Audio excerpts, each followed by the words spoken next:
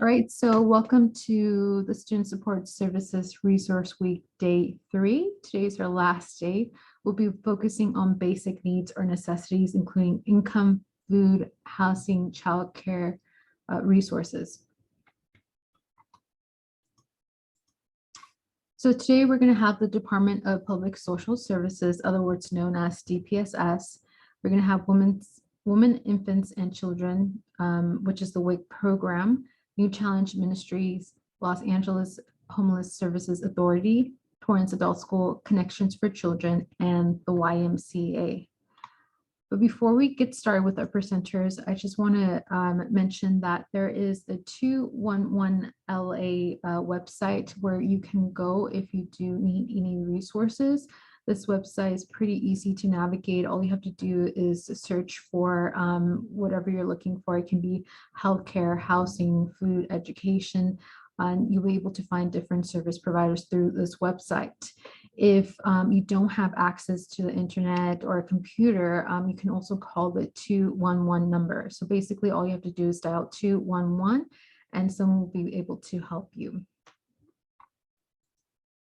Additionally, with regards to food, there is a Los Angeles Regional Food Bank website where you can find different food banks in the local area. I encourage you guys to save this link just in case you guys are in need in the now or in the future. So we're going to jump right into Department of Public Social Services. I'm going to stop my screen, stop my sharing real quickly so they can present. So Rosa, whenever you're ready. Okay, hi everyone. So let me screen share here. All right, you see my PowerPoint, right?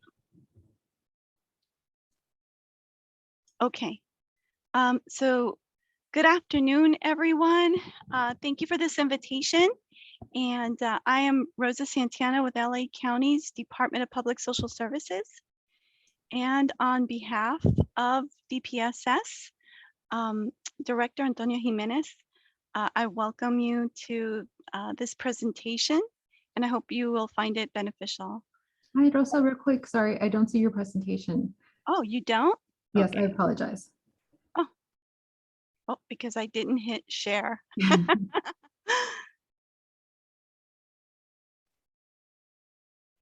Okay, now do you see it? Yes, thank you. All right. So again, thank you so much for this opportunity. Today we will review programs offered by Los Angeles County's Department of Public Social Services, otherwise known by its acronym DPSS.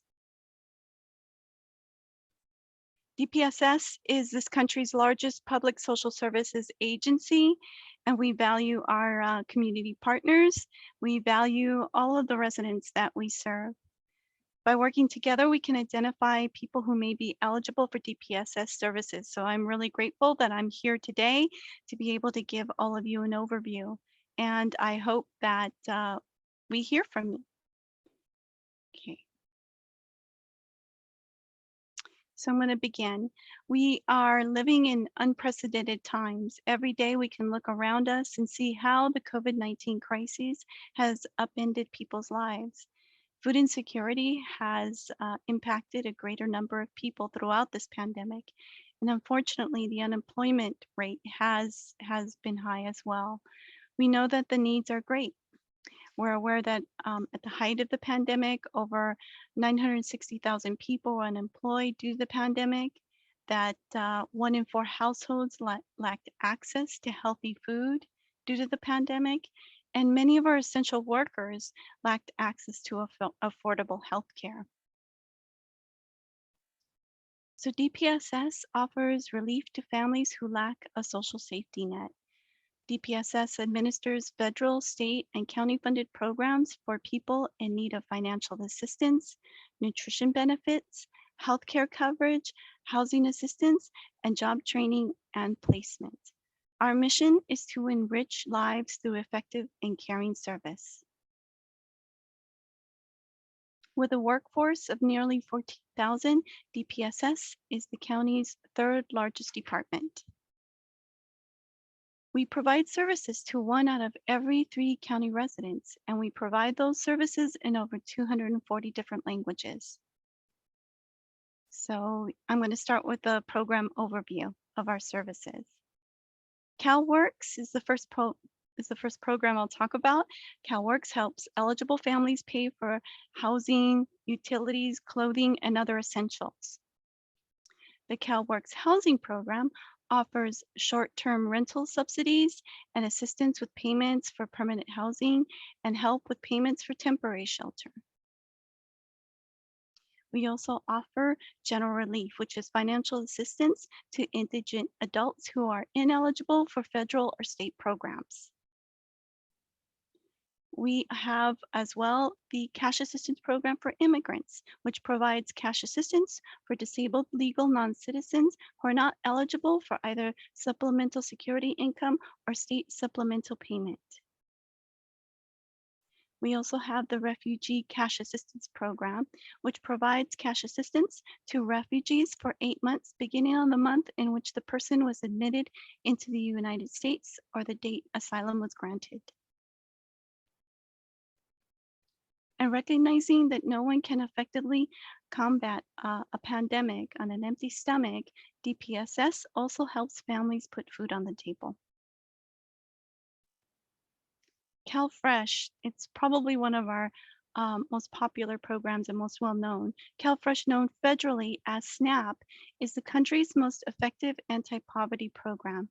CalFresh benefits are issued through an electronic benefit transfer card or an EBT card.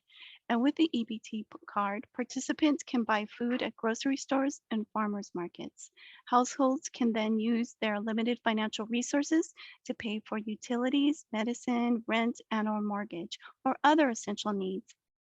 And beginning October 1st, CalFresh monthly benefits permanently increased by 21%. People can apply for CalFresh at getcalfresh.org or by calling us at 866-613-3777. DPSS also administers healthcare programs. Medi-Cal provides comprehensive healthcare coverage to low-income people, and enrollment is offered throughout the year. We also administer the In-Home Supportive Services Program, or IHSS, which helps pay for services provided to eligible persons who are 65 years of age or over, or are legally blind or disabled, so that these individuals can remain safely in their homes. Disabled children may also qualify for IHSS. To apply for IHSS, you can dial at any one of the numbers that I have there on the screen, 888-944-4477, or by calling the IHSS helpline at 888-822-9622. The helpline is available Monday through Friday from 8 a.m. to 5 p.m. DPSS also administers the following welfare to work programs. We administer Greater Avenues for Independence, also known by its acronym GAIN, for eligible families. To apply for GAIN, CalWorks participants must call 877-292-4246. We also administer GROW, the General Relief Opportunities for Work program for eligible individuals. And we also have the Refugee Employment Program, and currently we're providing vocational skills training and job placement to approximately 450 refugee participants each month. Okay, so typically I talk to our community partners, our nonprofits, to encourage them to contact me or encourage individuals in the community who are in need of help to turn to DPSS. my intent in working with community partners and also to give this presentation to you all today is to kind of show that DPSS is here readily available to help you, to answer some of your questions about the process of connecting with us, and hopefully to kind of dispel any kind of ideas or perceptions that people may have. These are programs for individuals in need, and we are here to help you because if one person is left behind, we will all, in the end, we all suffer with when particular populations are hurting. And we all see that right now in the pandemic. So we want to make sure that if you need help, that you know where to go to get help. Also, I wanted to briefly mention that right now we have the portal called Your Benefits Now. We're going to be eventually transitioning to Benefits Cal, but we don't quite know when that transition will fully happen. It's a transition that the state is overseeing. There's a portal on YouTube, the YouTube channel, that gives an overview of Benefits Cal as well. And I'll put the link to all of that in the chat room.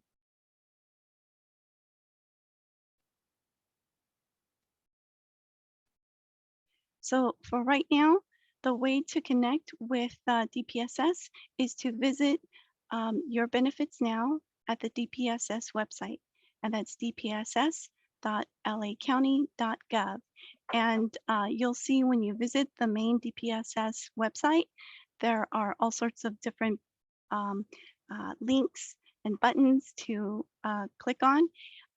The red one is Your Benefits Now, and that's how you begin the process of connecting with us to apply for any of these programs that I just talked about. And we encourage you to connect with us, online at dpss.lacounty.gov, or connect with us by phone. And I'll give that information just in a few minutes. Let me see if I could. The other way to connect with us and to get information and updates is to follow us on social media. We're on Twitter, Facebook, YouTube, and Instagram. And another way to connect with us, as I had mentioned, is by phone, by dialing 866-613-3777. Right now, we are transitioning to really give enhanced customer service in a virtual platform. And so if you do try to reach us by phone and you're experiencing some difficulties in connecting with us by phone, please don't hesitate to connect with me and let me know. And I'm going to put my contact information in the chat room in a few minutes as well. But the other alternate way to connect with us is by our website, dpss.lacounty.gov. So we've been training our staff, and we are using and employing advanced technology to, again, be more responsive and to provide good customer service. And sometimes our technology gives us a little bit of bumps in the road here and there.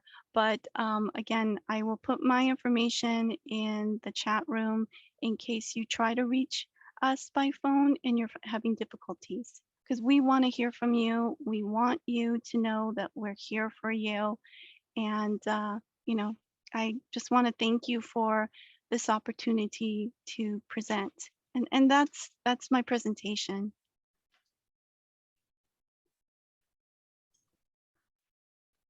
Thank you, Rosa. I'm just going to open it up for any questions. If you guys have any questions, please feel free to type them up in the chat box. I do have a question for you, Rosa. So for CalWorks, generally, do you know what the income requirements are for CalWorks? I don't have that readily on my fingertips here, but all of that information, like the basic overview of some of the requirements, yay, you changed the format, great. You want me to go back? You're gonna share it? I can. No, it's okay. I'm gonna put the link to the CalWorks webpage, and Mhm. that will give the basics of some of the eligibility criteria. So I'll put that information right now in the chat room for you. And let me do that for you right now. Um, And while you do that, just to confirm, those individuals that do receive CalWorks, are they required to participate in the GAIN program? no, my understanding is no. No. And can you explain a Yeah. little bit more what the GAIN program is again? The GAIN program is for eligible families who are they've already been qualified for CalWorks, and they're individuals who typically have children as well, and they want to get back into the workforce. It could be individuals that were impacted by the COVID pandemic, and their jobs shuttered, and they are trying to get back into the workforce. They're perhaps individuals who are finding that their income went away because of the um, maybe being laid off, or their job was eliminated during the pandemic. So GAIN is for families who, again, if I'm not mistaken, you have to have children and show that um, you have very limited income right now, um, and you have to be enrolled in CalWorks, and that will give you the opportunity to get the training, the job placement, uh, to um, to participate in GAIN. So GAIN is essentially a way for people to shore up on their job skills, to get additional help in finding a job and securing a job, and you get help and assistance along the way as you're honing your skills, um, maybe sharpening your resume, and you know feeling like you're needing a little bit of motivation. That's what the GAIN program is there for. Hello, this is Veronica, the school counselor. How are you, Rosa? I'm good. How are you? Good. I have a question that students often ask. If they're going to apply online for any of these programs, what documents should they have? Like, do they need to upload any documents or anything like that? They would. You would need to be you will be asked to um, upload some basic documents. So typically it would be identification, um, perhaps identification that verifies your address, perhaps even a utility bill. Um, you would also you will be asked to provide information that shows your income, proof of your income level. You will be asked to upload and provide social security card, or your green card, copy of your green card. All of that is secure. We don't share that. We have so many parameters around that it is confidential, and we don't share any of that information. I know that as DPSS is moving more towards this virtual platform, um, it might make people a bit hesitant. Some individuals still feel more comfortable doing this process in person. And we do have select number of, well, our district offices have been open for the public throughout the pandemic, actually, in case you don't have a phone, you don't have Wi-Fi, and you really just can only do something like this in person. We do have that option.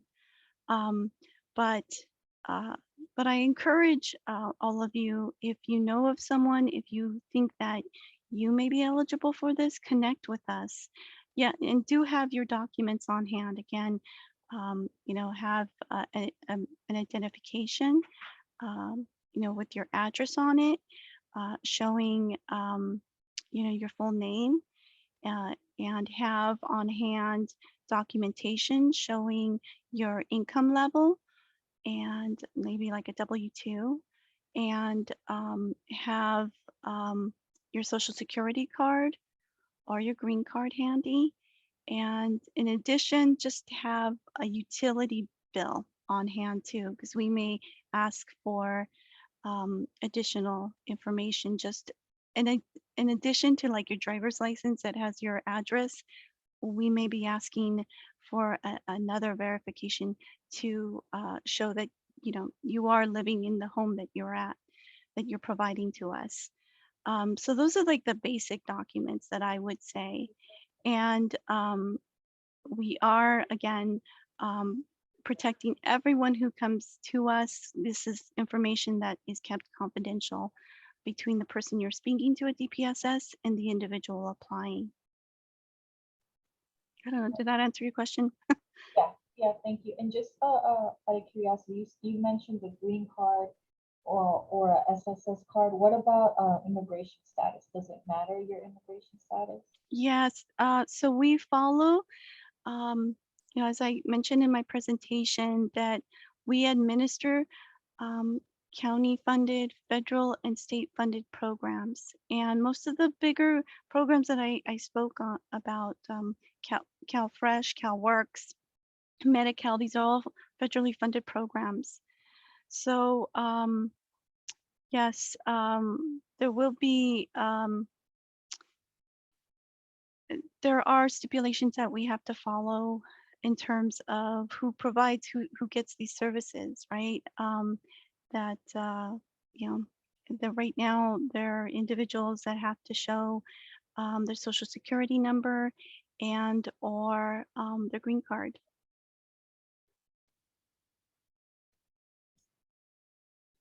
Thank But you. I have a question from Tammy. Tammy, you feel free to unmute Oh, yourself. hi, yes. Okay. So I missed the earlier part of it and maybe the past a couple of days too. So I just wonder, well, there's two questions. I just wonder if those recordings will be available for us to view sometimes later. And the second question is that if it's if the assistant is from a federal funding or I mean even state funding source for the say immigrants, the people who are not citizens yet, then would that affect their application to be a U.S. citizen? Thank you. Yeah, so just to answer the first question, yes, the presentations are being recorded, and then I'll let Rosa answer the second question. so you're probably referring to the issue of public charge, and the new administration, the Biden administration, put a halt to all of that. So the best that we are aware, none of these programs take into consideration public charge. But when you are being assessed for eligibility, and I don't want to speak too much in generalities about eligibility because each case is different. Each case it's unique. So you know, for me to give an overview of what's the criteria, how can people get approved, it's such a case by case, you know, everything is considered and reviewed when a person is applying. and they're very, detailed questions. I gave you the basics of some of the documentation, but there may be additional documents that you may have to provide when you're applying. So, for instance, with CalFresh, if you have a household that is struggling financially right now, and there may be children who were born in the United States, and they're also struggling along with the family in terms of getting access to nutritious food. And we encourage those adults in that household, call DPSS. If you have children who are born in the United States, there's a chance that the children would qualify for CalFresh. So, just give us a call. And again, my intent is to kind of demystify the Department of Public Social Services and to reiterate that we're here for the community at this time. Rosa, can you just put your, I believe we have to move on to the next speaker, but your direct contact, can you put your direct contact in the chat? Because sometimes it's just easier for students to, speak to somebody that, for example, gave the presentation, yourself, because they have that familiarity, so. Oh, absolutely. And as I said, sometimes our customer service lines are we want them to work top notch, but there are moments where I will hear from someone who tells me I can't get through. I can't get through on the customer service line. Can you help me? And when that happens, I will do everything I can to help you. So yes, I'm putting my information, my direct contact information right now in the chat room. And please, if you need help or you know of someone who needs help, we want to hear from you. So let me put my information right now. All right, does anyone have any more questions? We have one question in the chat, Liliana. It says, do you have to have children to get CalFresh? No, you don't. No. I gave that example because we do have a high number of what's called mixed status families in Los Angeles County. And so there may be some families who fall in that category. And you never know if you may qualify for CalFresh if you come from a mixed status household. Mixed status household meaning mixed immigration. The kids were born in the United States, and maybe some of the older generations were not born in the United States. You may qualify for CalFresh. So we do want to hear from you, but you don't need to have children to participate in CalFresh. To participate in CalWORKs, yes, you would need children in your household. But to, for instance, qualify for general relief, that's for indigent adults, indigent single adults. Oh, does that, okay. Yeah, I think that's Rosa, just a quick thing. In order to qualify for CalFresh, you don't necessarily have to qualify for CalWORKs, correct? Exactly. Okay. Any more questions? I'm just seeing in the chat real quick. I don't see any more questions, but if you guys do have some questions, Rosa did put her email in the chat box. If for any reason you want to contact Veronica or you can do that too, and we can make that connection with DPSS as well. So thank you, Rosa, for your presentation. Oh, thank you. Thank you for your time. I hope this was helpful. Very helpful. Thank you. Hopefully our Good. students will take advantage of these resources. All right, so we're going to go ahead and move forward. We have Daisy Moreno from WIC, who'll be talking about their program. Daisy. Hi, good afternoon, everybody. My name is Daisy. I am a representative of the WIC program, and I'm very happy to be here today to talk to you guys about the WIC services. WIC, it stands for Women, Infant, and Children. We do provide nutrition and breastfeeding information for mommies that are pregnant or have children under the age of 5. We also can enroll children or families that have custody of children, such as foster cases or grandparents who may have custody of their little youngins. We can also enroll fathers, any fathers who might have custody of their children. We're happy to help and enroll them as well. So we're not just for women. We are an income-based program.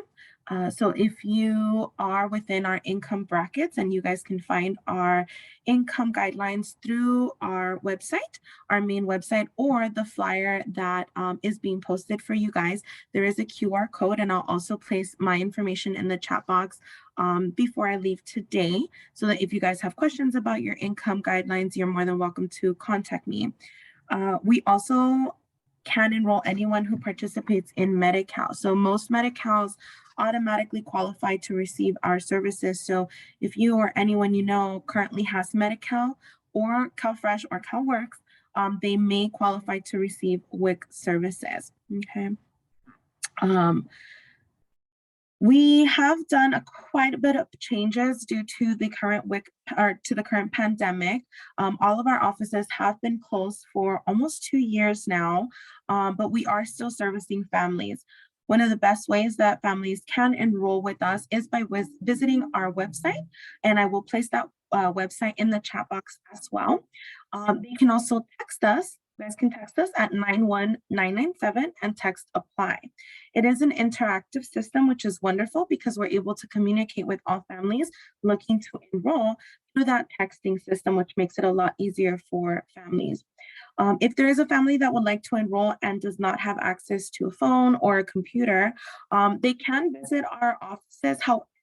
There are some people there, but they will direct them again to our website, but we will provide something for them to be able to enroll, whether it is, doing it through the door, or in extreme cases, we might let a couple of people in. It just depends on the situation. So if that's the case, we do recommend for you guys to reach out to us, let us know your circumstances, and we're happy to find a way to help you. Okay. We are doing things a little bit different in terms of our WIC benefits. We are now on a WIC card, which we are mailing to our families. You receive the card in the mail within 3 to 5 business days. Once you complete your enrollment with us, we go ahead and electronically upload benefits to the card, which makes it easier for our families and contactless. You're able to start shopping with that card and locate your benefits through our website. There is a WIC application that has been created for all mobile devices, and it is a free application where you're able to register your WIC card and log in to see your WIC benefits. So no need for papers or booklets or anything like that. It is a lot easier now. WIC is a nutrition and breastfeeding program. However, we are also a resource center. So we do provide additional resources such as food banks, shelters, medical facilities, hospitals, schools, information on how to apply for CalWorks, CalFresh, and Medi-Cal. So we are happy to provide as much information as possible when needed. All you have to do is text us to the same 91997 number. Okay. There is a bit of an increase right now that the state has approved for all families that qualify.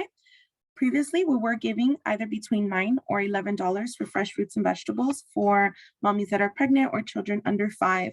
Right now, it is a temporary change up until December. The dollar amount for fresh fruits and vegetables has increased to $24 for children, $43 for pregnant moms and postpartum moms, and $47 for fully breastfeeding mommies, which means you can get double or even triple of the fresh fruits and vegetables per family per month up until December. We are not sure if that change will go on further than December.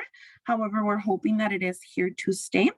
If you guys enroll with us and would like more information, we're happy to review that information as we get more information given to us. Okay. I believe that is pretty much all of my basic information. We are open Monday through Friday. We do open some Saturdays, and again, it's all virtually. So we do classes through Zoom or by phone.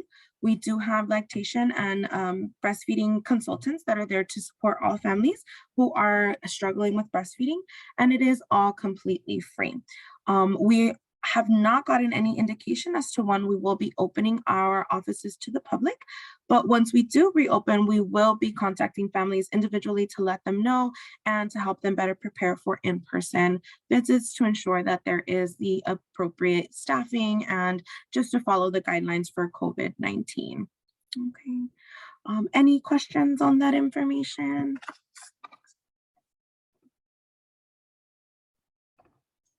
You guys have any questions? If you guys have any questions, just type them up on the chat, or you can always raise your hand and we'll call on you. I do have a question. So right here, I noticed on the requirements, you either have to be pregnant, breastfeeding, or, and this is or, and or. So let's say a person is pregnant, but they're not low income, would they still qualify, or do you have to be low income to qualify? Well, it is a low to moderate income, so I believe we are on 185% below the poverty line. They would have to qualify based on their income and family size, or if they have Medi-Cal, CalFresh, or CalWORKs. In some cases, if a pregnant mom does not qualify at that time because she is working, and if she's married or living with a partner and whom is also working, we do recommend for those mommies to come back to us and apply once they go on maternity leave, since their income does decrease. In some cases, there are families that come to us in that in-between moment where they are not receiving a pay stub, but they also have not been approved for disability or haven't received the first disability pay. We do encourage moms to come back or families to come back during that time, since we will go based on their current income status, not their previous income status or upcoming income status, if that makes sense. Mm-hmm. And then when you're applying to this, let's say you apply to CalWORKs or CalFresh, would you have to apply through WIC separately, or when you apply to CalWORKs, for example, would they help us apply to WIC at the same time? How does that work? Unfortunately, you would have to apply at a separate time. Even though we do refer out to CalFresh and CalWORKs, we don't have linking systems with them. We can see whether or not a family is receiving CalFresh or CalWORKs by linking to their Medi-Cal. So that automatically qualifies them, but they would have to go through two separate processes. Okay, great, thank you. Oh, and then one more question for me. So I heard you say that you guys provide, I'm assuming, referrals to medical services. Is that like referrals to other organizations, or does WIC itself have like partners that provide these medical services specifically for WIC participants? Great question. No, these are a variety of locations. So we do work very closely with a lot of medical facilities and community organizations in each city. We cannot give a direct referral, but we do give a participant a list of locations based on their needs. So for example, if we have a family that is asking for a doctor in whatever zip code they are in, that accepts Medi-Cal, for example, we will give them a list of minimum of about 5 medical facilities in that area that provides services to Medi-Cal families. And they are able to do their research from there and contact whatever medical facility that they feel is best suited for them. And so we do that with all other organizations as well. All right, thank you. Does anyone have any more questions? This is Veronica, the school counselor. I have a question. The WIC card, does it work like a credit card, and can students use it kind of like at a farmer's market or any type of store that sells food? That's a great question. So we are contracted with many stores within the state of California. There are in some instances that they can purchase their fruits and vegetables at local farmers markets. However, it's only a handful of farmers markets throughout the state of California, or Southern California, I should say. We do provide a list of farmers markets in the areas that do accept their WIC benefits. And in some cases, some farmers markets, especially the ones that do accept WIC, also accept their CalFresh benefits as well. So it is a handful of farmers markets that they can go to, not all, but we're happy to provide that listing for them. And on the application that we have for our families, they are able to log into their app, and there is a really cool section that it allows them to find a store within the state of California. So all they have to do is enter the zip code based on the city that they're in and would like to cash their WIC benefits at, and it gives them a listing or pins down all the stores in that area that accept WIC benefits to give them more of a variety. Thank you. All right, thank you. Does anyone have any final questions? I don't see any more questions. Wait, give me a second. I do have one last question for you. So if someone were to get CalFresh, would this affect their WIC amount? Great question. Not at all. So our WIC amounts are already preset by the state of California. So whether or not they receive CalFresh, CalWorks, or any other programs, all families receive about the same amount. It just depends on their category, meaning if they are pregnant, fully breastfeeding, non-breastfeeding, combo, doing breastfeeding and formula feeding, or even mommies that have unfortunately suffered a miscarriage or even a voluntary abortion do qualify for 6 months. And so each packet is just pre-designed based on their category. Okay, great. Thank you. Tammy, do you have a question? I see your hand. Oh, yeah. So my question is this the federal program, or is it state program? We are federally funded. Yes. Oh, okay. Thank you. You're welcome. All right, any more questions? All right, I don't see any more questions. Daisy did put in her email into the chat along with the link for WIC in case you guys want to apply. So feel free to contact her. We are going to move forward. Thank you, Daisy, for this information. Welcome. Thank you for having me. All right, so now we have New Challenge Ministries. So Laura, are you there? Yes, I'm here. Can you hear me? Yes. Okay. So New Challenge Ministries Fresh Rescue Food Bank has been open for over 16 years. We started out as a Christian rehabilitation program for men overcoming drugs and alcohol. And now we've been solely a food bank for over 16 years. Next. So New Challenge Ministries, our food bank is located at 18801 Crenshaw Place. And we're open for food distribution Monday, Tuesday, Thursday, Friday from 12:30 to 2, and on Saturday from 2 to 3:30. As you can see from those, the picture on the right is our food boxes. So as you can see, there is milk, eggs, fruit, vegetable, breads, a variety of items. These items are picked up daily from local supermarkets and augmented by some non-perishables that we have at the food bank. There's several things that make us unique, and that is that people can come as frequently as they wish. They can get boxes of food like you see there for neighbors, for elderly people they may know that don't get out of the house. They can get a food box for their family if they wish. Next. So we assisted over 1 million people in 2020, and we're estimated to assist over 1.5 million in this year. As I mentioned, everyone is welcome. We have no zip code restrictions, and people may purchase or donate for as many boxes as they wish. We had our official ribbon cutting in our new building just a short time ago, and that's what this picture represents. But we have a lot of volunteers at our food bank for people who really believe in what we're doing. Every person who comes to get a box of food completes a liability waiver, a little short form. We have it in English and Spanish. And the waiver is required by the stores that donate to us, so they won't get sued, although nothing has ever happened.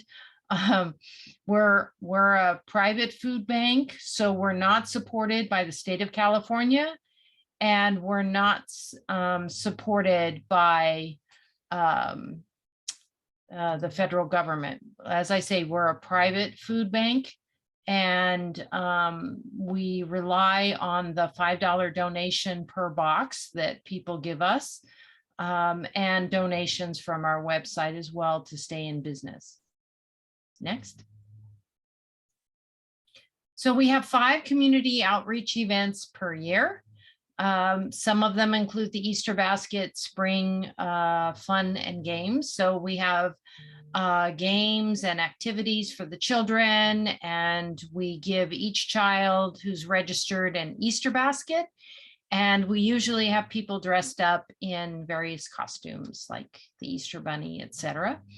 The back to school event, every child who's registered gets a backpack with age appropriate school supplies inside, and we also have games and food, and it's a really fun event.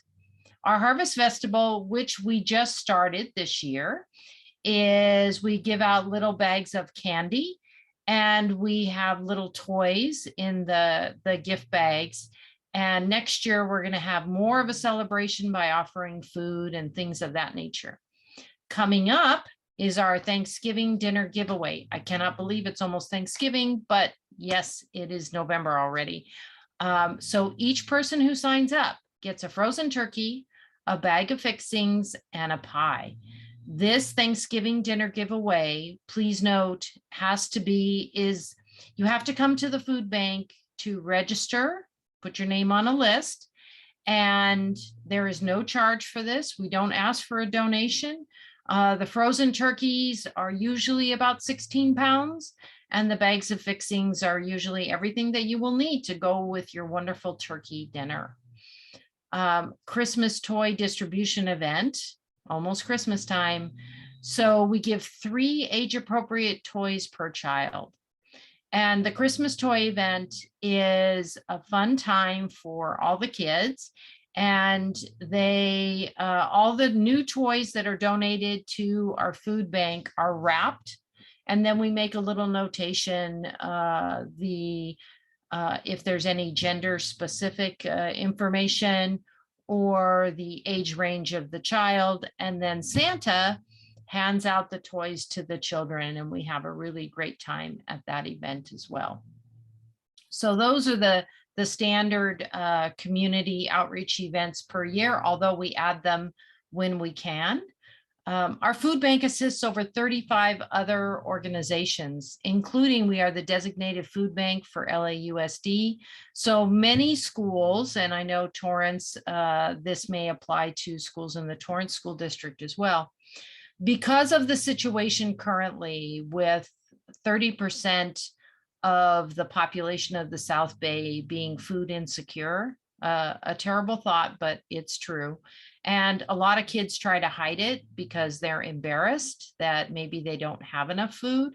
A lot of the schools in LAUSD and possibly Torrance as well have food banks or food pantries, shall we say, on their campuses. So we stock their food pantries. And we also provide food for their after-school programs. So if there's sports events for the children themselves, whether they need sodas or water or snacks. Sometimes parents donate, sometimes they don't. We also support LAPD Harbor Division, so they have many community outreach events at the Harbor Division of LAPD. So we support them and give them snacks and treats to hand out. Project Angel Food. I'm not sure if you guys are familiar with that, but Project Angel Food actually provides birthday bags and treat bags to not only disabled children, but maybe children that are suffering from medical issues as well. And then local community colleges, we stock their food pantries as well and help them. Actually, LA Southwest College has the largest population of homeless veterans.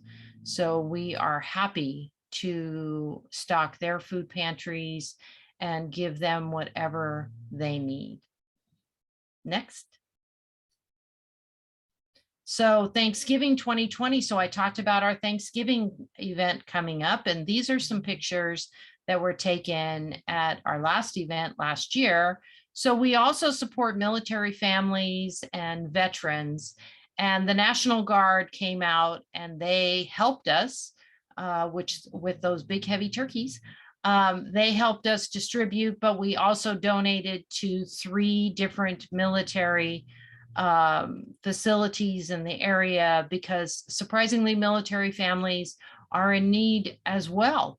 So many military families are transferred here from other parts of the country, and the cost of living here in Southern California, as we're all painfully aware, is very high. So military families really need the assistance. But so that's a picture on the left, and the picture on the right, I'm there in the New Challenge sweatshirt, that's me, and some of our volunteers. Those are the fixing bags. So each bag is filled with the fixings that go along with our wonderful turkeys.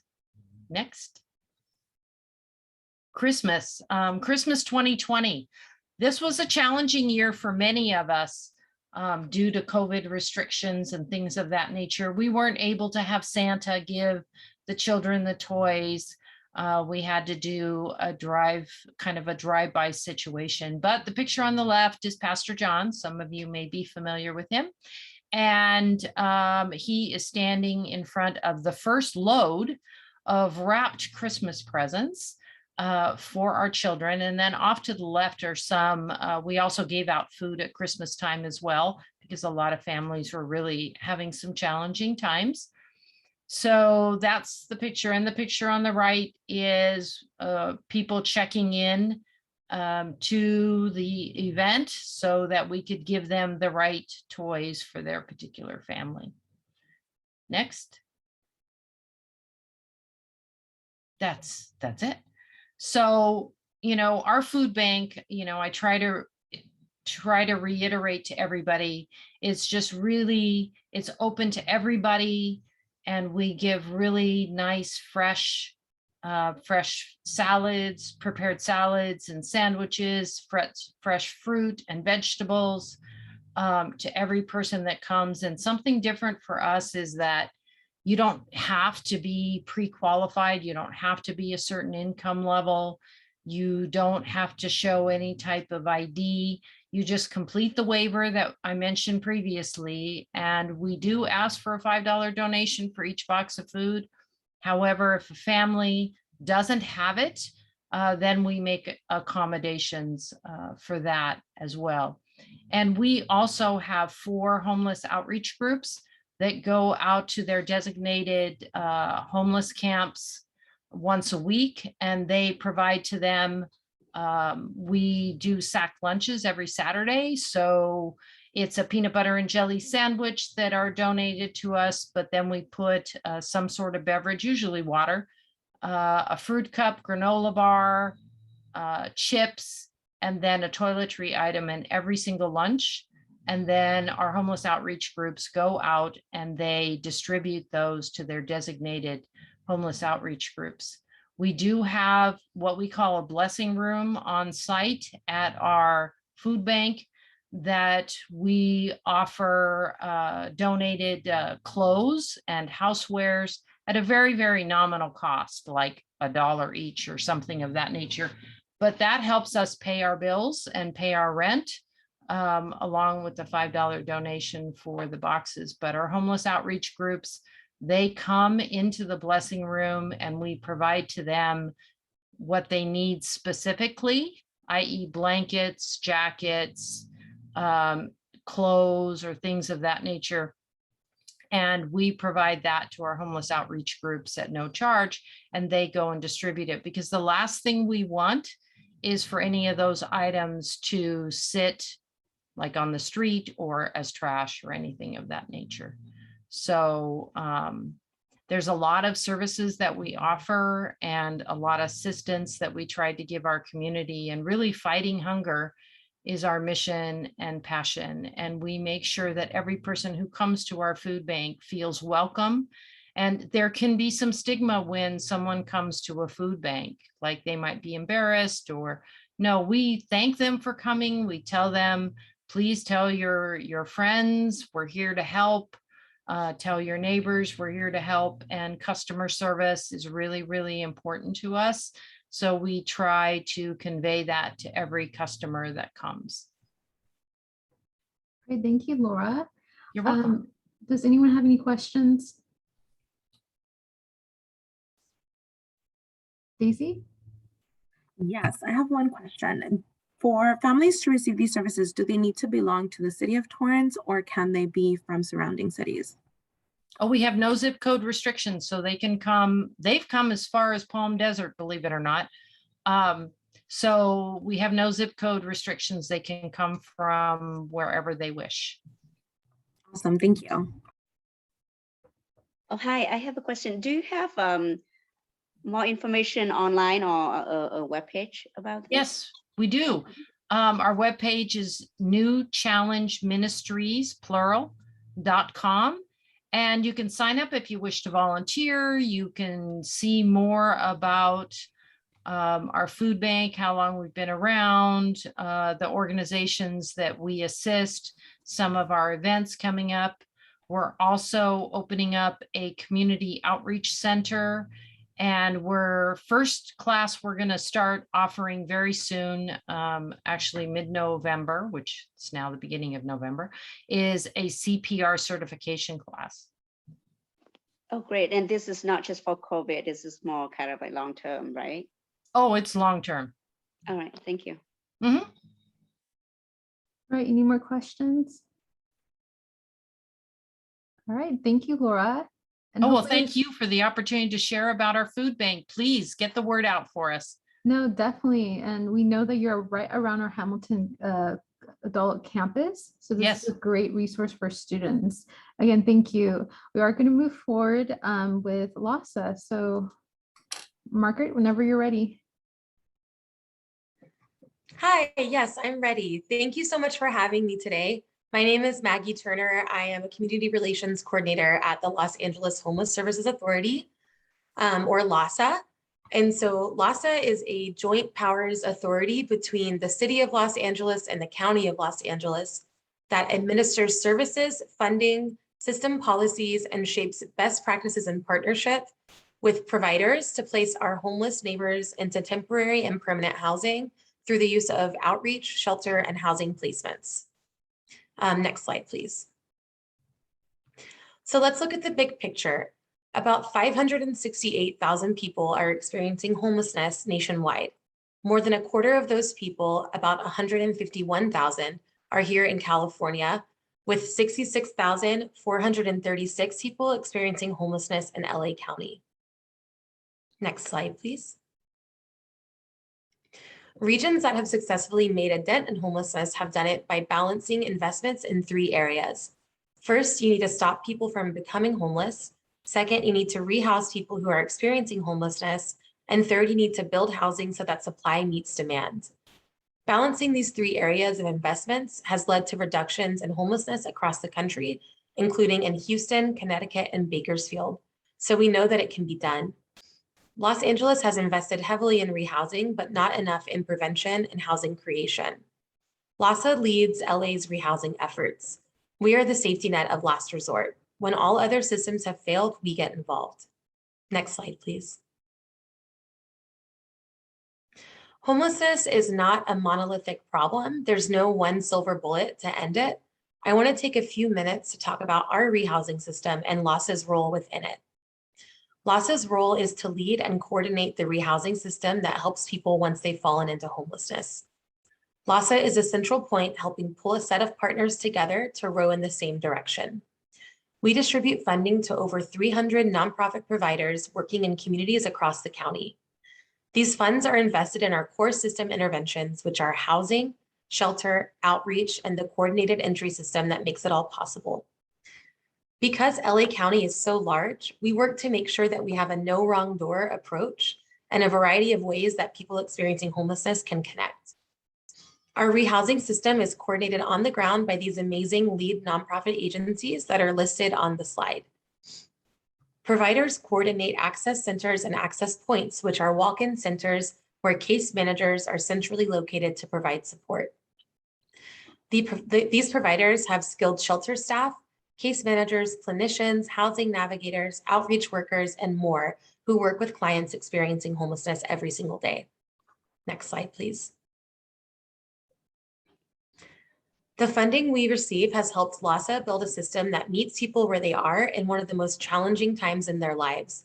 And this system is recognized nationally as one of the most effective models of its kind.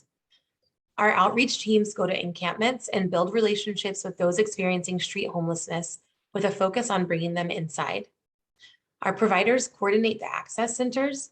Our caseworkers also help with problem solving to prevent people from losing their home.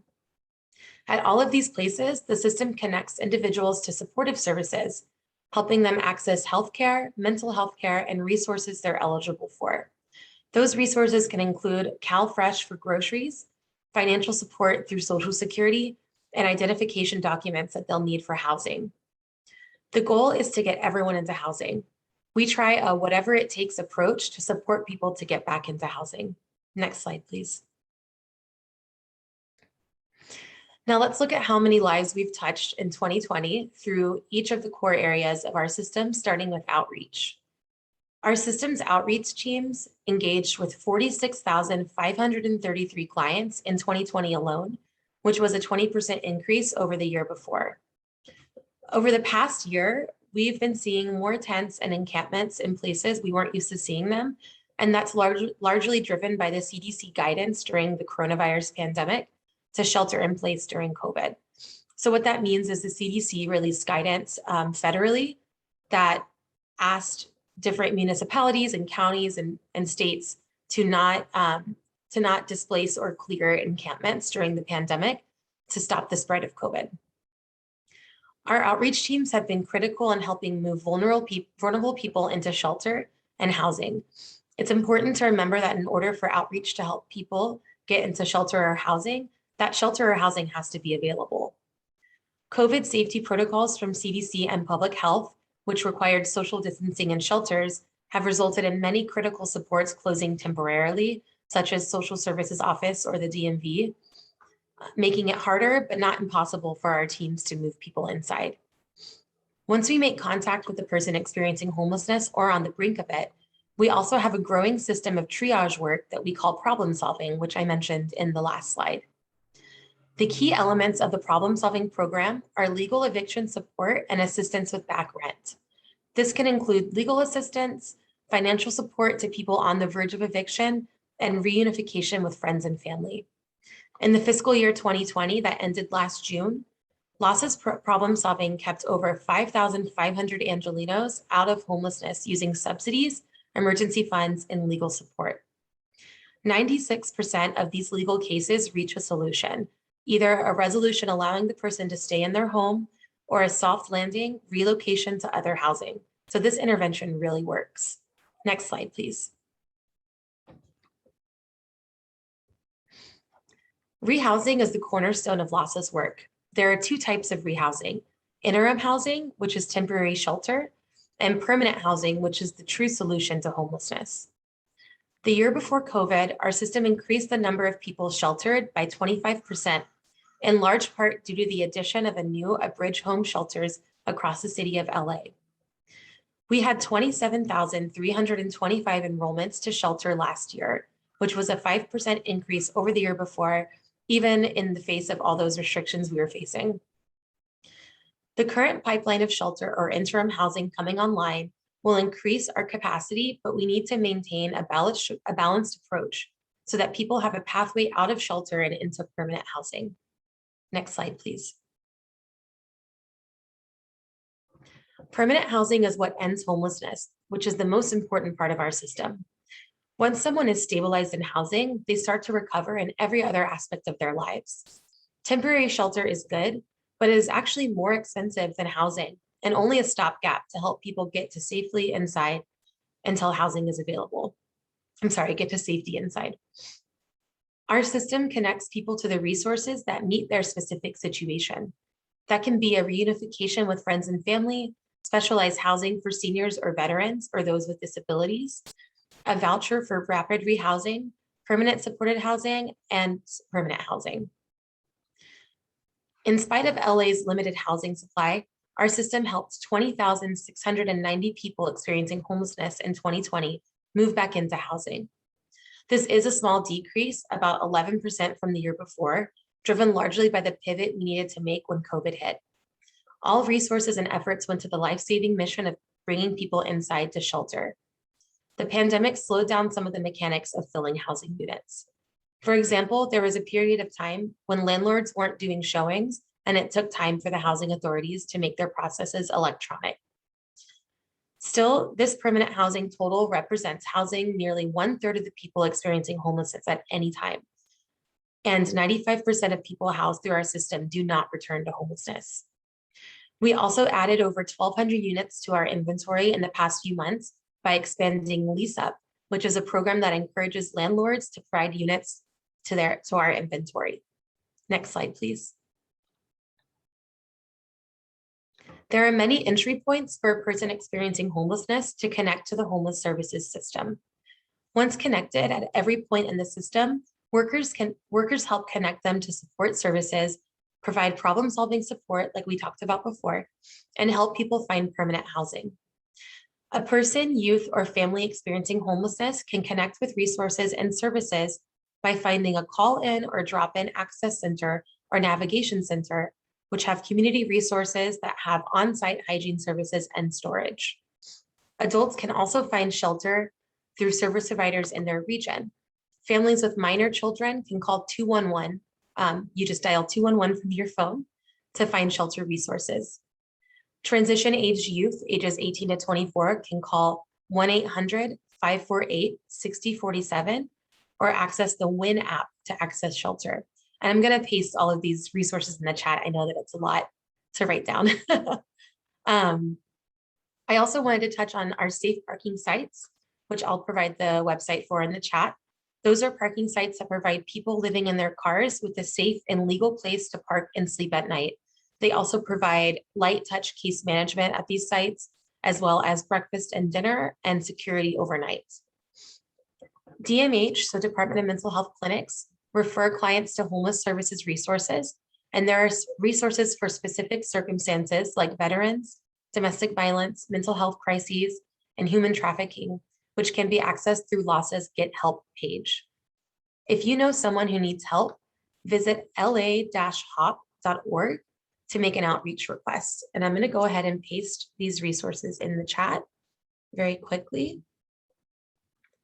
And if we can move to the next slide, please. Okay, so I put those in the chat. And so lastly, a way that you can help is by contributing your time. By getting to know our neighbors experiencing homelessness, we gain an understanding of their pain and trauma, and that helps fuel our activism to solve the problem. There are so many community organizations doing amazing work. You can find your local system lead provider on LAHSA's Get Involved page, which I'll also put in the chat. And there's also very active grassroots organizations across LA. So groups like Hollywood Forward, K-Town for All, LA Can, and SELA are just a few. And those are ways that you can get involved on a hyper-local standpoint. And that is it for my presentation. If you have any questions, please feel free to raise your hand or put them in the chat. Thank you so much. Thank you, Maggie. I do have a question for you. So let's say as a counselor, if we're interested, if we need to refer someone, can we ourselves submit a request through LA Hop? Yes, absolutely. You can send a request through LA Hop, or you can go to the LAHSA's Get Help page and find your local service provider in your specific service planning area within the county and find your contact there to get involved with. But LA Hop is a good resource as well. Very great. Does anyone have any questions? Let's see. I don't think they have any questions right now, but I'm sure there'll be questions afterwards. So thank you, Mackie, for No your problem. presentation. And for everyone, Mackie did put in the links to LAHSA in the chat box if you guys need them. Thank you. Thank you. Thanks for having me. Have a great day. You too.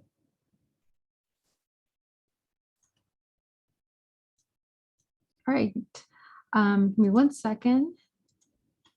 So I just want to mention before we get to our next presenter, I just want to mention that if you guys do need help finding any sort of housing resource or any other type of resource, we can help you make that connection, or we can help you go onto the website to find a resource. All you have to do is just contact Student Support Services. Right here on the slide, you'll find our phone number, which is the 310-533-4689 extension 8400. Or you can contact our counselor directly. We do have our counselor on the meeting today. Her name is Veronica Nieves.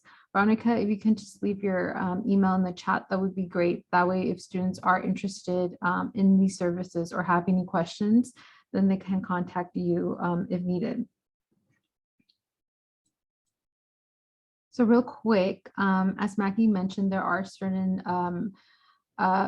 providers that help individuals that are homeless. So here's the list of local providers. Because we are in Section 8, our service providers Harbor Interfaith Services. So if we need to refer you to Harbor Interfaith Services, we will. But there's also other organizations like Family Promise, Community Child, the 1736 Family Crisis Center, the Stillman Sawyer Family Service Center, and then Long Beach Community Services Center that also help individuals who are in need. And this information will be shared with you at a later time, just in case you guys need it. Here's also another list that I actually got from LAHSA. It's a list of local providers, including those who provide groceries and other types of services. All you have to do is just visit this website, and you'll be able to access this list, which we will paste in the chat in a bit. All right, so we're going to move forward with Connections for Children. Today we have Amanda Sue. Amanda, are you ready? Hi, Liliana. Thank you Hi, for the thank you for joining us. introduction. Of course. I am representing Connections for Children. Hopefully my colleague Carla will be hopping on soon. But we are a resource and referral agency based in Los Angeles County. I am the resource and referral manager. I'll go ahead and hop to next slide. Thank you, Liliana. So our mission is to build a stronger future for children and families and communities through high quality childcare services, education, and guidance. Go ahead for next slide. And our service area, as you can see on the map here, is fun fact, shaped like a dolphin. So we serve from the northmost tip of LA, Malibu, and Topanga, all the way down to the South Bay. So we provide services to 12% of Los Angeles population. You'll note that for some of you who might have heard of Connections for Children before, we were actually based out of Santa Monica. So we used to be located on Ocean Boulevard, but we, as of the last 2 years, moved to Westchester. So we're actually in a new location now, located more centrally to our service area. And I see my colleague Carla has joined us too. So sorry. No worries. Carla, would you like to go ahead and share your role as well? Yes, of course. Well, my name is Carla Guerra. I am the outreach strategist here at Connections. I'm going on about 2 weeks here, but I'm learning the ropes, and my colleague Amanda has been wonderful and guiding me. But some of the stuff I'm going to be doing is just making sure, giving our community members the opportunity to know about our services, what we do, and how we're here to help. Thank you, Carla. And next slide, please. So some of our core services for children, parents, and educators include childcare referrals, financial assistance, enrichment programming, and professional development. So starting with childcare referrals, we offer these to every parent in our service area, regardless of their income level. So you can call us, you can access these on a widget on our Connections for Children website that we'll be sharing in later slides. And you can get in touch with our specialist team who will walk you through the steps of looking for safe, experienced, and quality licensed childcare providers that will meet your and your child's needs. So these can be referrals that are based off the zip code that you live in or the zip code that you work in. Next, if for families that qualify, we do help eligible low-income parents with affordable quality childcare for infants and toddlers as well. We'll get into the details of these subsidy programs later on in the slide, but it is good to know that these services range from infant age children all the way up to 12 years old. And we're really committed, as I mentioned in our mission statement, to helping parents stay in the workforce so that they can focus on caring for their children and providing for their children. So next up is enrichment programming. And what we mean by that is CFC offers a range of different programs such as family time, provider and parent cafes. During these activities, we share with providers and caregivers some age-appropriate strategies for fostering early literacy skills, health and nutrition knowledge, physical activity, social emotional well-being. So look out for those on our Facebook, our website, and our newsletters.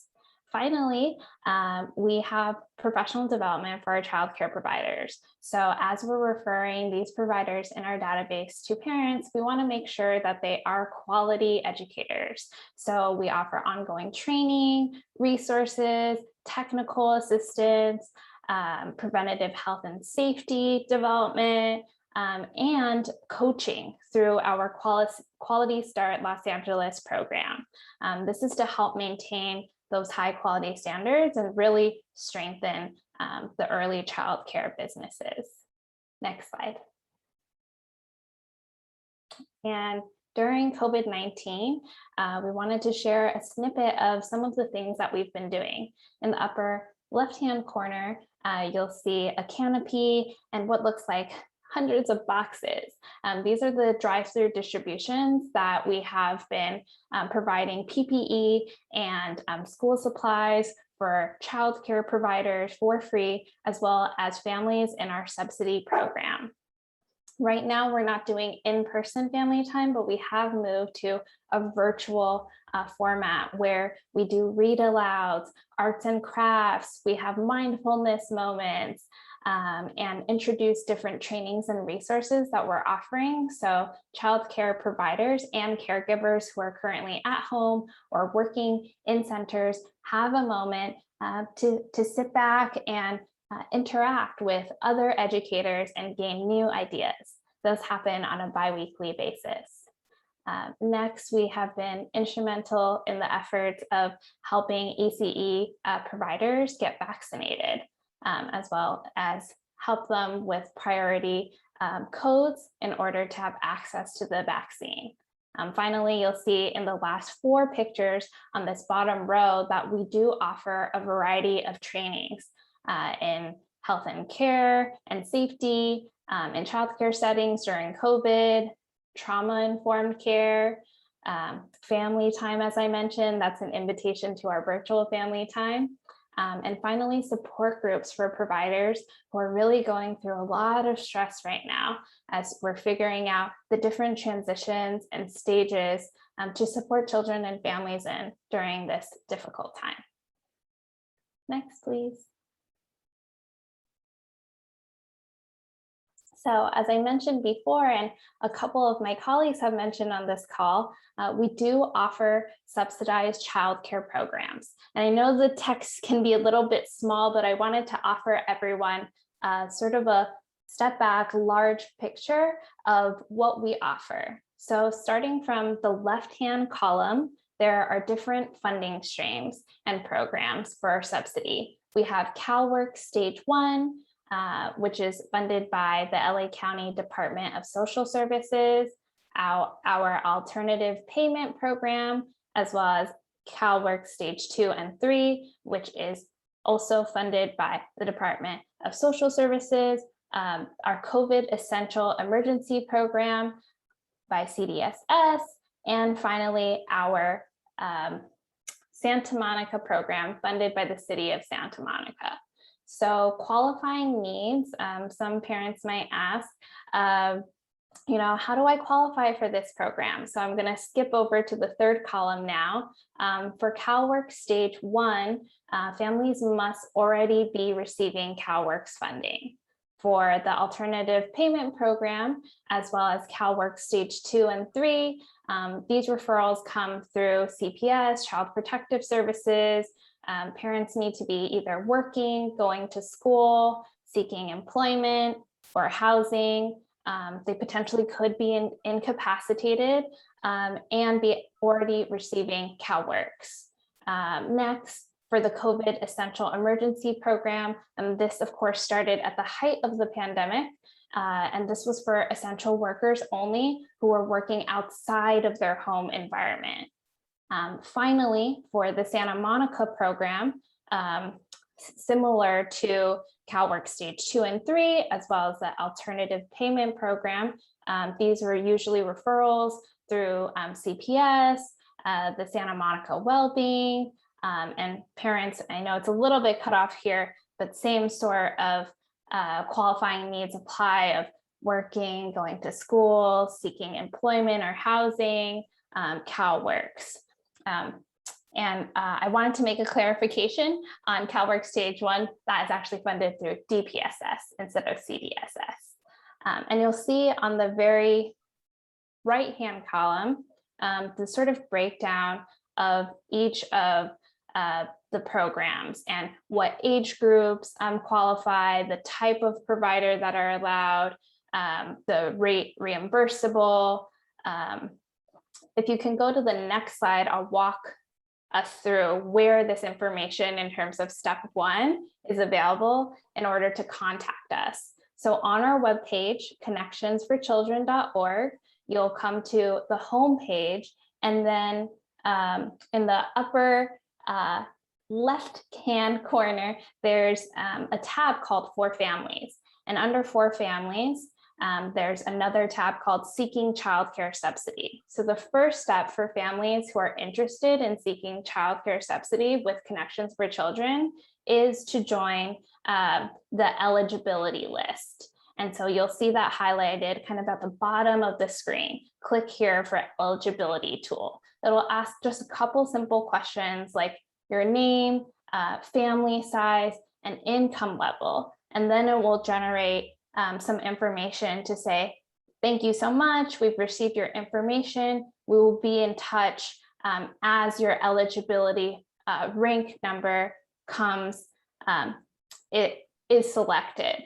So there is a sort of ranking system that is followed for our eligibility list. And as the ranking number becomes available, dependent on family size and income level, we contact you. Of course, at any time, families, whether you're thinking about applying, you have applied, or you're already part of our programs, you're welcome, more than welcome to contact us. Next slide.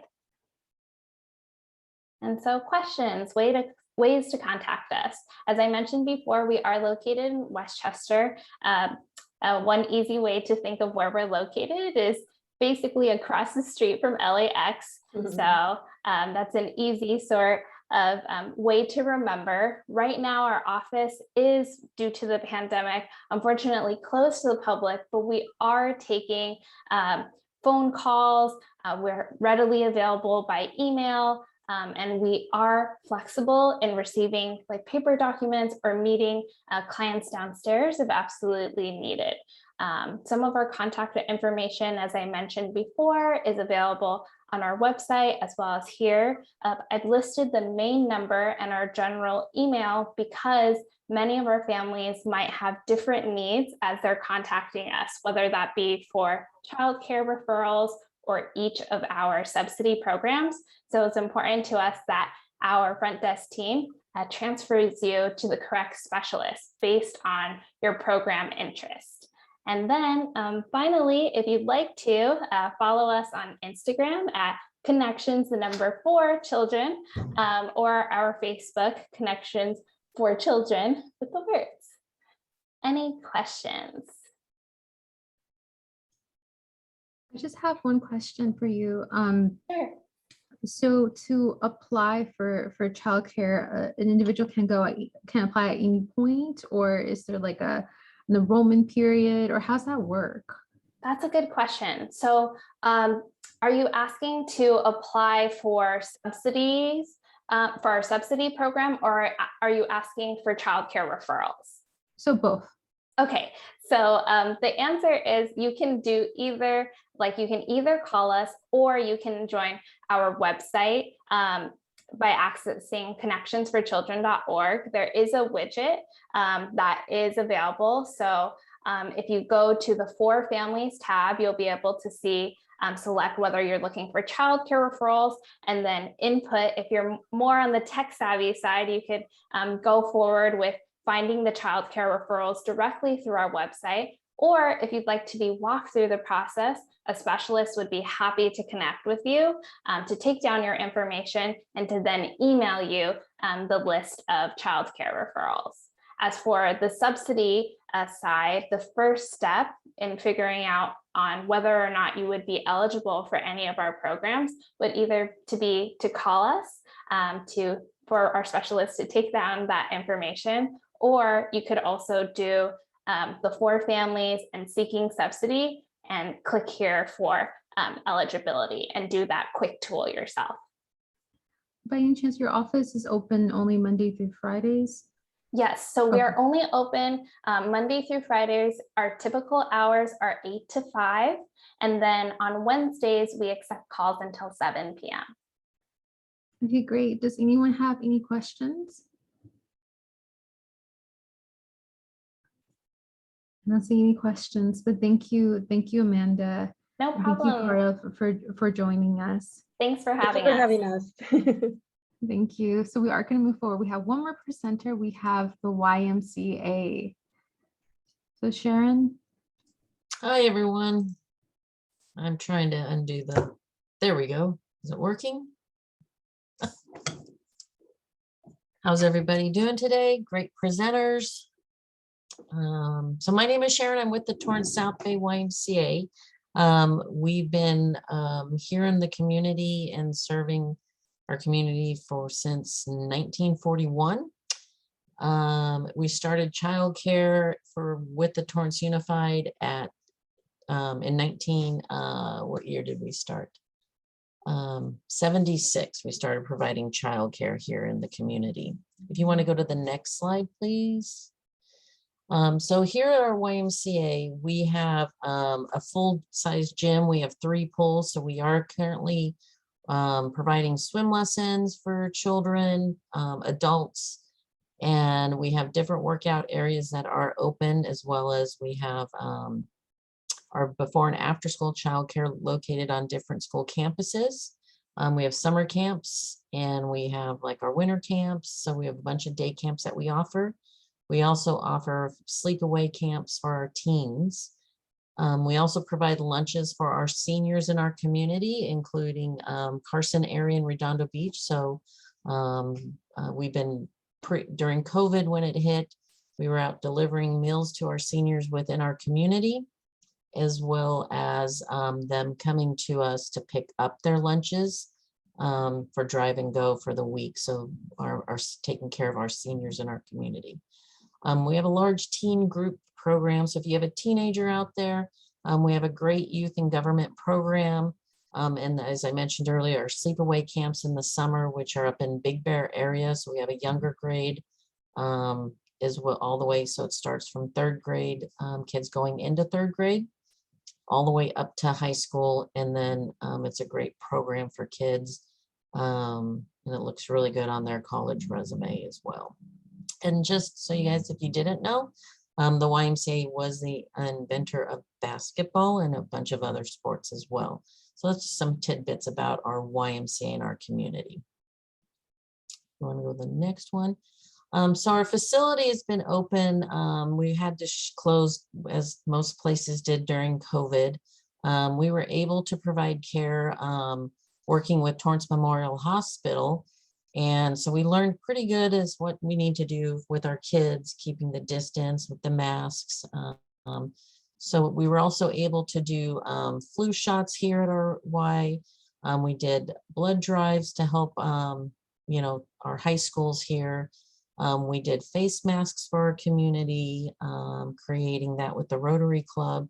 So we did a lot of things to help our community, and we have a lot of partnerships with helping with sandpipers and our Rotary clubs in our community. If you want to go to the next slide.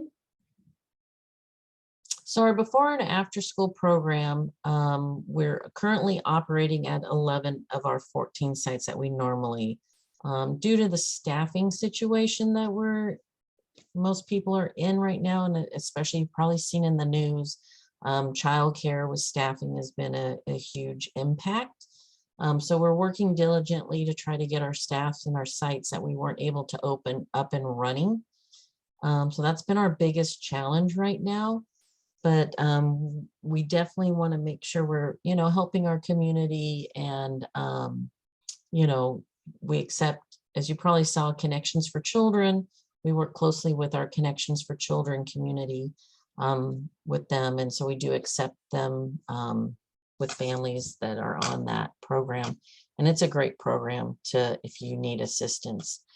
We also have our staff will provide homework. During the COVID, they all learned from the district how to work with them on the whole distant learning program. We want to provide we provide STEM activities. And the main thing is, you know, parents have peace of mind knowing their kids are safe and engaged in the sites. Next slide. So we have a quote from a parent, you know, you can kind of read that. But we have a lot of parents that do, you know, find the Y very helpful. They have that peace of mind during the school time hours. Even in summer camp, the kids are busy. The nice quote that we do get from kids is when parents come and pick them up, obviously they say they don't want to go home because they're busy, come back and pick me up later. So it's always the nice compliment we get from the kids. So next one. So if you're interested, you know, we have, like I shared, a large community here with careers from working here at our YMCA with membership. We're looking for childcare positions. We have some incentives going right now. All of our employees do have a YMCA membership, as well as for another family member in their family, a retention bonus. But if you have questions for a position here at our YMCA, feel free to reach out to me. My information is listed on that slide. And then we can go to the next one. We have an aquatics. We're also looking for lifeguards and swim instructors. So if you know anyone that loves to swim and loves to teach kids, as well as adults for swim lessons, we have that. So you can contact Harriet, is our regional aquatics director. So you can email him or visit, our careers page, type in Torrance, and everything will pop up for the different positions that we do have to offer. Next. And that's pretty much it, a little bit in a nutshell about the why and what we do. Trying to get back up on our feet like everybody else. And, you are looking for a career, we'd love to have you be a part of us. And that's it. Thank Awesome, you. Thank you. Does anyone have any questions? Sorry, I see a question, a private question. So will we be emailing the recording and all the emails? Yes, we will. So if you guys need this information, we will be emailing the recording and the emails as well. Does anyone have any other questions? Just a quick question. In terms of the list of services and the schedules, all of that is available on the YMCA website, correct? That's correct. And And then, currently our facility is running limited hours. So we open at 7 in the morning until noon, and then we have a break so we can kind of clean. And then staff come back on at 2 o'clock till 8 o'clock at night with classes. And we have a lot of yoga classes, stretching and fitness classes as well. also, is it open enrollment for the childcare? We do have that all online as well, where families can register online if we have certain openings. Most of our sites do have a waiting list right now until we can get some of the staff on board to open up that wait list. But as we get staff, we've been opening up the wait list. Okay, great. Does anyone have any more questions? Rosa? I see your hand up. I wanted to say thank you for all of these presentations. This was amazing. I learned a lot by watching all of this. And just a quick thing that because CalWorks came up so often in some of the other presentations as well, I'm gonna include a link to a fact sheet on CalWorks that spells out the eligibility requirements and that provides other additional information about CalWorks. So if anyone's interested in applying, because I noticed it came up quite a bit, at least 2 other times in some of the other presentations. So thank you, Sharon, for joining us. This was very helpful. Yeah, my pleasure. Thanks for inviting us. Yes, thank you, Sharon. All right, so if there's no more questions, then thank you everyone for joining us today. If you do want to be referred to one of our community partners, feel free to give us a call. You'll see that on top here, you'll have our phone number, which is a 31533-4689 extension 8400. You can also visit our Torrance Adult School website, which is tusd.org/TAS, or you can visit the Student Support Services website, which is bit.ly/TAS-support. We encourage you guys to follow us on Facebook, Instagram, Twitter, and our YouTube. I will be posting this recording along with the recordings from day 1 and day 2 through Facebook later tonight. Again, thank you guys, and we hope that you will take advantage of these services.